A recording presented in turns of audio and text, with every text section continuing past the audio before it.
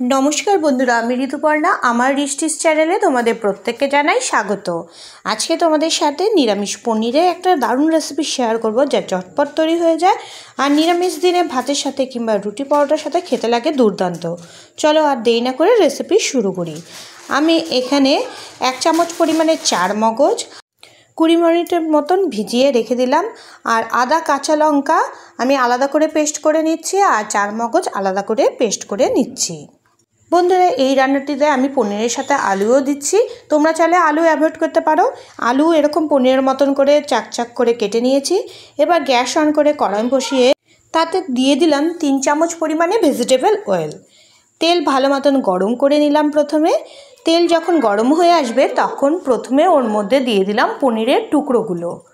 পনিরগুলো এখানে আমি কিউব আকারে কেটে নিয়েছি।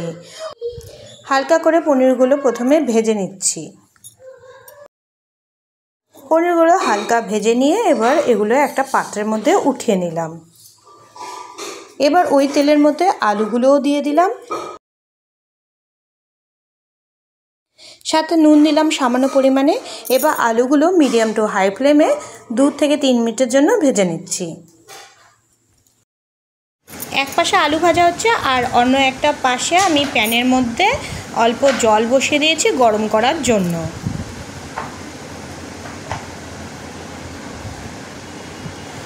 দেখুন বন্ধুরা জল ফুটে গিয়েছে। এবার গ্যাস অফ করে নিলাম।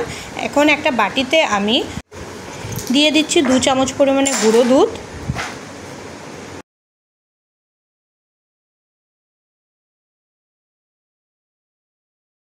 বন্ধুরা এই সময়ের মধ্যে আলুগুলো ভাজা হয়ে এসেছে। আলুগুলো এবার অন্য পাত্রের মধ্যে উঠিয়ে নিচ্ছি।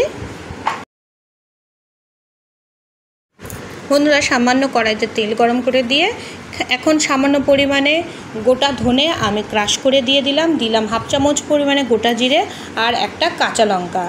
এবার 1 মিনিট একটু নেড়ে ছেড়ে নিচ্ছি।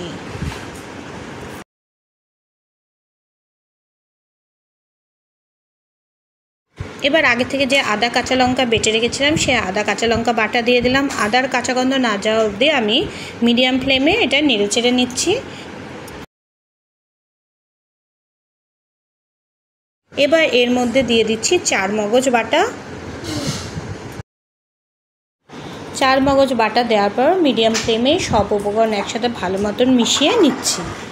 এবার যে গুঁড়ো দুধটুক রেখেছিলাম ওর মধ্যে আমি আগে থেকে ফুটিয়ে রাখা জল এখন হালকা ঠান্ডা হয়ে এসেছে সেগুলো এখন গুঁড়ো দুধের মধ্যে ঢেলে দিলাম। জলের সাথে গুঁড়ো দুধ ভালো মতন মিশিয়ে নিলাম।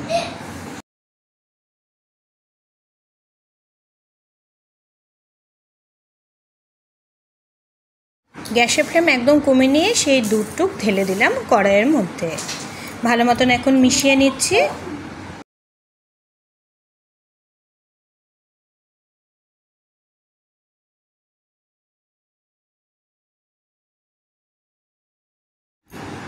যখন ফোটা শুরু হবে তখন এর মধ্যে সামান্য পরিমাণে জল অ্যাড করে দিলাম।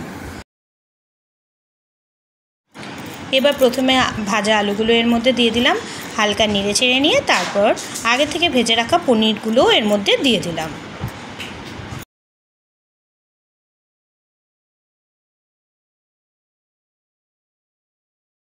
আলু পনিরগুলো দিয়ে দেওয়া হয়েছে। এবার হালকা নেড়ে চেড়ে নিচ্ছি।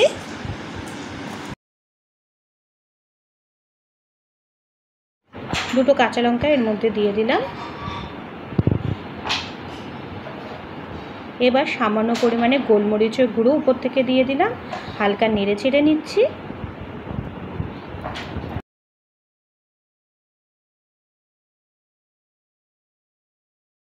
এবার একদম গ্যাসের ফ্লেম কমিয়ে নিয়ে ঢাকা চাপা দিয়ে 5 মিনিটের জন্য রান্না হতে দিচ্ছি।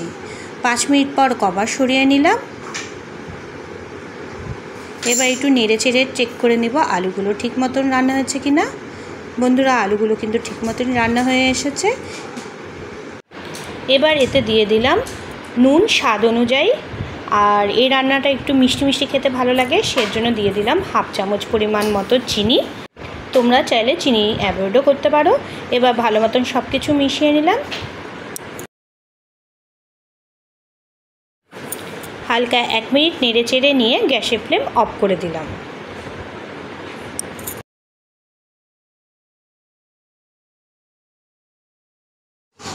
গ্যাসের ফ্লেম অফ করে দিয়ে ওর উপর দিয়ে ছড়িয়ে দিলাম 1 চামচ পরিমাণে ঘি। তারপরে হালকা একটু নেড়ে চেড়ে নিলাম। তারপর ঢাকা চাপা দিয়ে রেখে দিলাম কিছুক্ষণের জন্য। বন্ধুরা, আমার নিরামিষ হোয়াইট পনির গ্রেভি তৈরি। রুটি পরোটার সাথে কিংবা ভাতের সাথে একবার খেয়ে দেখুন, খেতে অসাধারণ লাগে। বন্ধুরা, ভিডিওটি ভালো লেগে থাকলে অবশ্যই লাইক অ্যান্ড শেয়ার করে দিও। নতুন ভিউয়ারদের রিকোয়েস্ট করবো চ্যানেলটিকে সাবস্ক্রাইব করে দেওয়ার জন্য, পাশের বেল আইকনটিকে ক্লিক করে দেওয়ার জন্য। বন্ধুরা, আজকে ভিডিও এখানে শেষ করছি। সবাই তোমরা খুব ভালো থেকো। দেখা হবে আবার পরের ভিডিওতে।